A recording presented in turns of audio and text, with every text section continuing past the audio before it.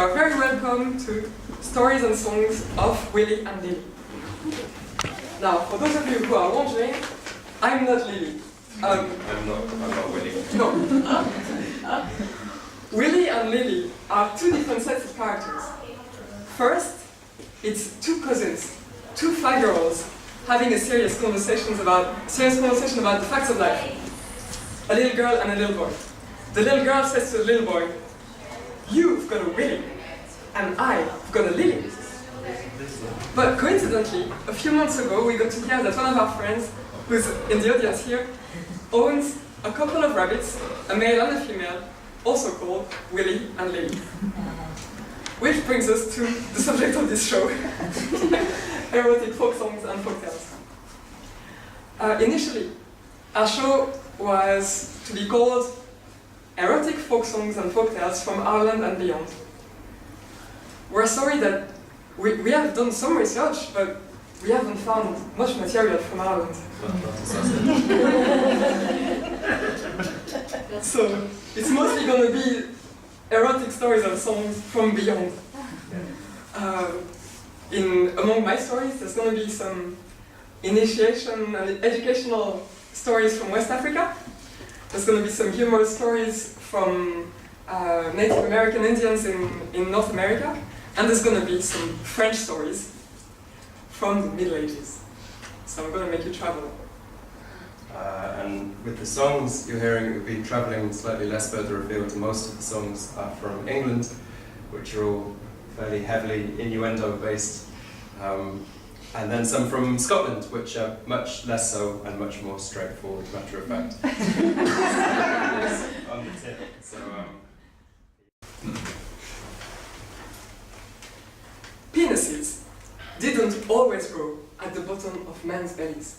No. The first ever penises grew on trees. The first penis tree was discovered by a woman. She was walking along the edge of her village, and she just came across this tree with very appetizing and silky looking fruit. Immediately, her mouth from below watered, and she thought, "I want them! I must have them!" Now, the fruit were growing only on the very, very high branches. So she stood on her tippy toes and stretched her hand, and she couldn't reach. She went back to her village and said, "Sisters, come in here! I have found a wonderful tree. It's in the forest, it's not far. It's a tree of desire. Let's all go together. But let's come prepared. Now, wash your foreheads and your hands. Put your best loincloth. Put necklaces around your necks and turquoises in your belly buttons. And go, sisters." So all the women started laughing and chatting as they were preparing to go and see the tree. And away they went. Now, when they arrived under the tree, they didn't quite know what to do or what to say. So they just stood there with their nose in the air and went back home empty-handed. Now, I told you that these women all went together to see the tree. Now, I didn't tell you that one of them had stayed home, because the others didn't want her to come with them. She was slightly younger and just a little bit different. That maybe she didn't adorn her hair the same way as they did. Maybe she didn't perfume her body the same way as they did. They didn't want her to accompany them. But she was there at the edge of the village, waiting for them to come back and to see if they had brought any news. "So, did you find any? Did you catch any?" And the women said, "No, we just looked, but we didn't bring back anything." And she said, "But tomorrow, bring me with you. I think I know how to seduce those fruit. I know exactly what to do." You stink. Come on, our perfumed bodies didn't have any success? What do you think? And they spat at her feet. The next day, the same group of women got ready again. Again, they washed their face and their hands. This time, they put oil all over their body. Again, beautiful loincloth. They adorned their hair and went to the tree. This time, they were jumping and dancing all around the tree for the whole day. But again, no results. The penises stayed unmoved. So they went back home. And again, at the edge of the village, there was that one woman, the youngest one, waiting for them. So sisters, did you get anything? No, they said, nothing. We don't know how to get to those fruit. Well, bring me with you tomorrow, bring me with you and tell you good will come from it. You, who do you think you are, a goddess? No way, what would you do with one of them fruits anyway? And again, they laughed and left her alone. But for some reason, the next day, she was with them. Not exactly with them, but following them a little bit behind. And they were all with their red loincloths and their jewelry and their complicated hairstyles. And she had just washed and she was naked. And she didn't have pearls around her neck, but she had diamonds in her eyes. And when she went to the tree, she didn't dance, she didn't shout, she didn't jump, she didn't go on her tippy toes, no.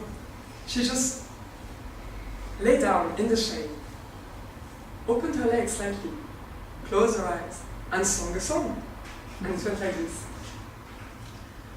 Come bird, come snake, come to the nest that woman carries. Come bird, come snake, my door is open to you. I've been waiting for you so long. Come, my bird, come, my snake, come to the nest that woman carries. Come, my bird, come, my snake, my door is open to you. I've been waiting for you so long. And as she was singing, there was a movement up in the leaves. Young Damon, who meaning you, took out his pipe to charm her.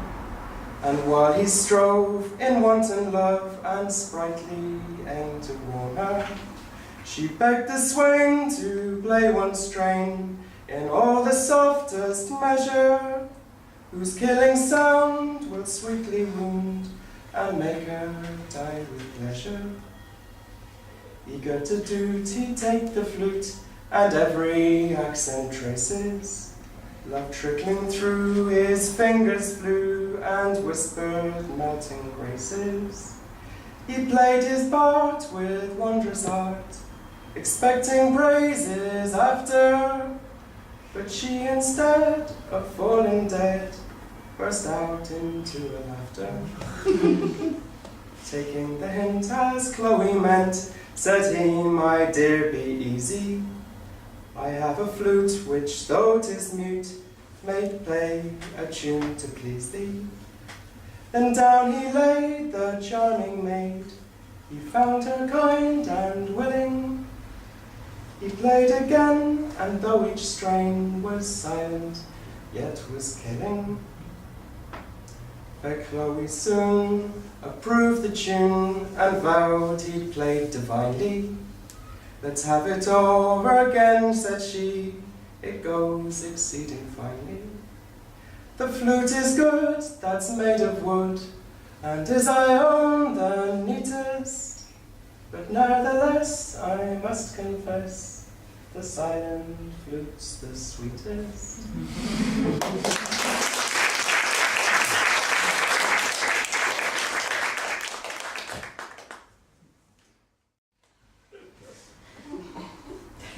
As I went out a-wandering on the 14th of July, I met with a maid and I asked her age, and she gave me this reply.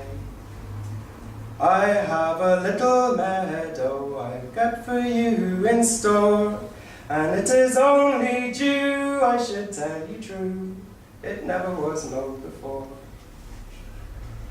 Well, she said, my handsome young man, if a mower that you be, I'll give you fair employment, now come along with me.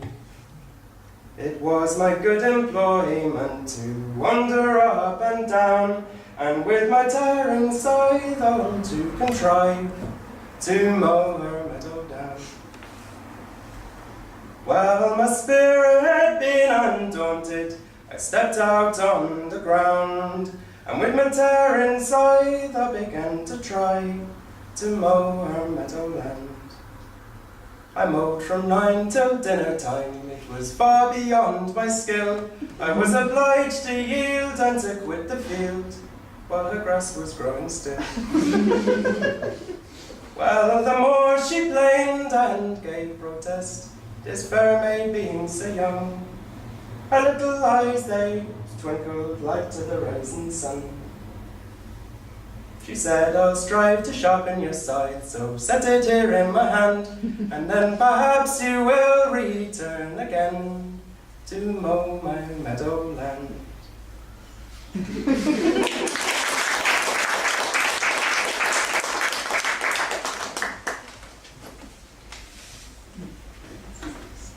Now, from the continent of Africa, we're moving across the waters to North America with a story from the Native American Indian tradition from the Lakota tribe. Now, in this tradition, there is a character called Iktomi who appears in many stories. And he's a character that sometimes takes the shape of a spider and sometimes the shape of a man. In the following story, in the shape of a man, he's going traveling, and here is one of his adventures. Iktomi was traveling, and he arrived at a village of about 40 tipis. As he was wandering around, he was surprised to see only women. Finally, he went up to one and said, "Sorry, where are your men?" The woman answered, "Men? I don't know what man is. I don't know what man means." "You must be joking," said Iktomi. "No," said the woman. "Listen, if you have any complicated question like this one, just go and ask our 2 chiefs. They're in the teepee over there." So Iktomi went into that big teepee, and he saw 2 women chiefs, each rocking a cradle. In one cradle there was a baby rabbit, and in the other one there was a baby fox. So Iktomi asked, "What are these?" One of the women said, "These are our children." "Your children? But who are the fathers?"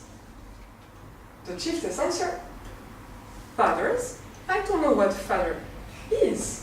I don't know what father means." "Well," said Iktomi, "fathers are the ones who help you make babies." "Oh," said one of the chiefesses, "those babies just made themselves. They came out of here." "Ah, but..." And Iktomi was thinking, well, that's probably why there were rabbits and foxes if they were real men. They have real babies. And he said, "But where are your men?" "Men? I don't know what man means. I don't know what man is." Well, at that stage, Iktomi had no choice, but he lifted a bit of its breechcloth and he showed his man thing. And the women were astounded, and one of them, the chiefess with the baby rabbit, she came closer and looked for a very long time and said, "What is this root of yours?" And Iktomi said, "It's not a root, it's my chain." "Well, but what do you use it for?" "Well, it's for copulating." "What is copulating?" "Copulating is making babies." "Really? How?" "Well, you see, you have in your body a place where this thing of mine fits perfectly, and then, you put it in, and then after a while you have a baby." "Really?" said the chiefess. But how?" Well, Iktomi was only too pleased to show her. 3 maidens a-milking did go. 3 maidens a-milking did go. And the wind it did blow high, and the wind it blew low, and it blew their petticoats to and fro. They met with a man that they know. They met with a man that they know. And they asked had he the skill, and if he had the will, to catch them a small bird or 2. "Oh yes, I've a very good skill. Oh, I have a very good skill. So it's come away with me to the yonder flowering tree, where I'll catch you a small bird or two. So it's off to the greenwood went they. It's off to the greenwood went they. And he tapped at the bush, and the bird it did fly in, a little above her lily white knee. Oh, well, her sparkling eyes turned round, just as if she had been in a swoon, and she cried, oh, I've a bird, and a very pretty bird, and he's pecking away at his own ground. So here's a health to the bird in the bush. Here's a health to the bird in the bush. And we'll drink down the sun, and we'll drink up the moon. May the neighbors say little or much.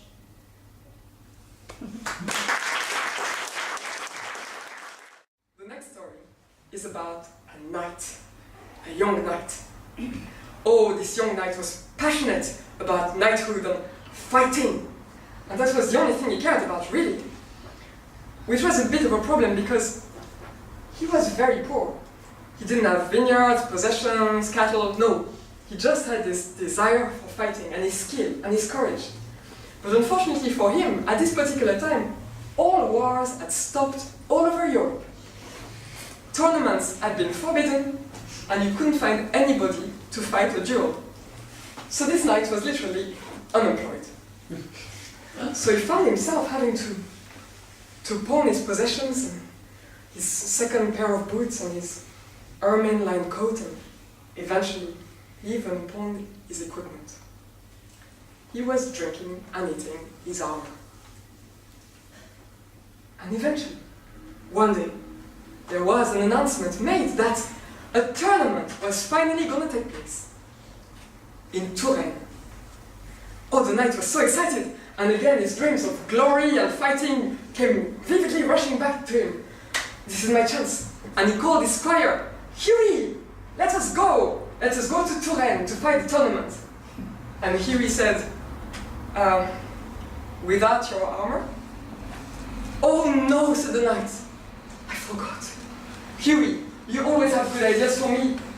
Find a way to get it back. Hughie was very pragmatic, and he surveyed his master's possessions, and he noticed his master had a stallion and a mare, and he thought, 2 horses is too much for one man. So he pawned the mare, and with that, he had enough money to buy back the equipment, the armor, and even the spare pair of boots and the ermine-lined coat. So the two of them set on their way towards Touraine.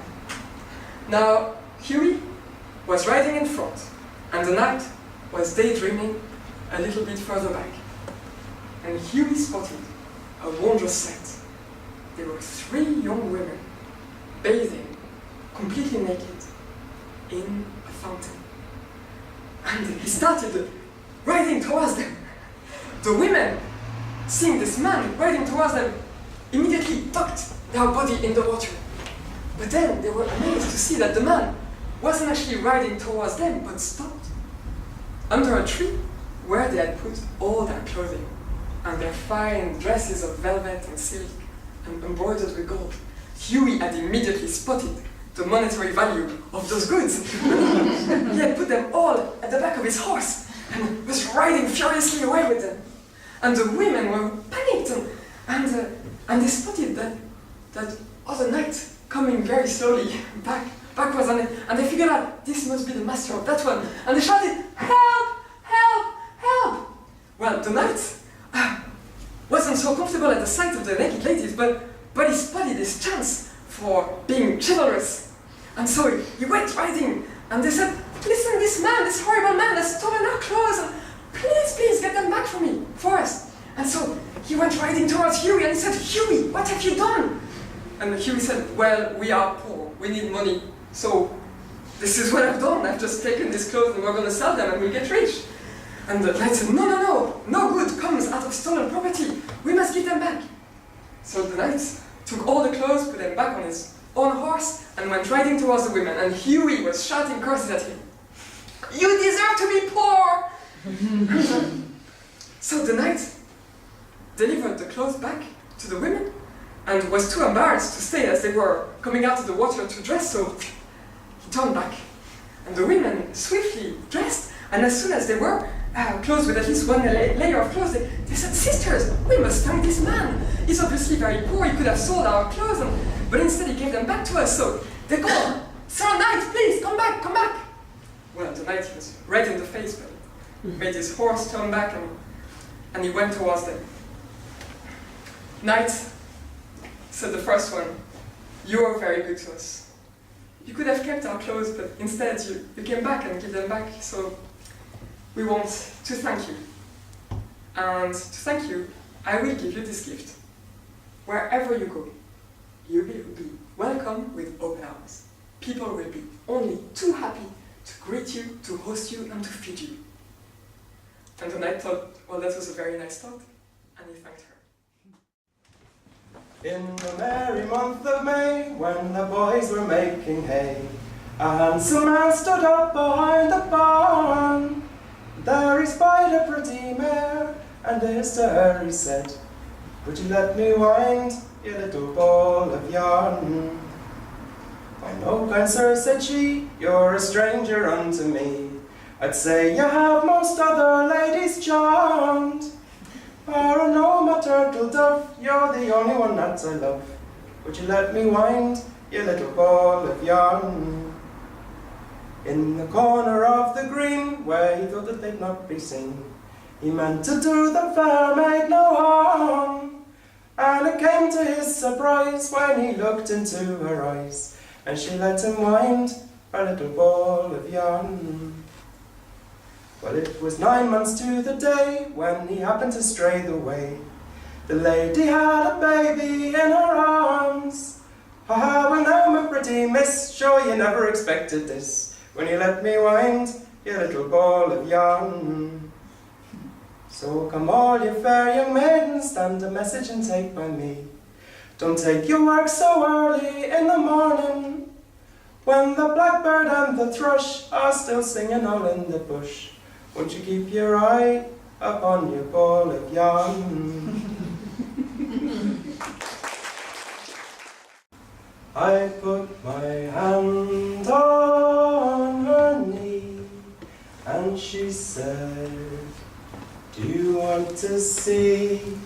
I put my hand on her breast, and she said, do you want to kiss me gently, gently, gently, Johnny, gently, Johnny, my jungle, gently, gently, gently, Johnny, gently, Johnny, my jungle.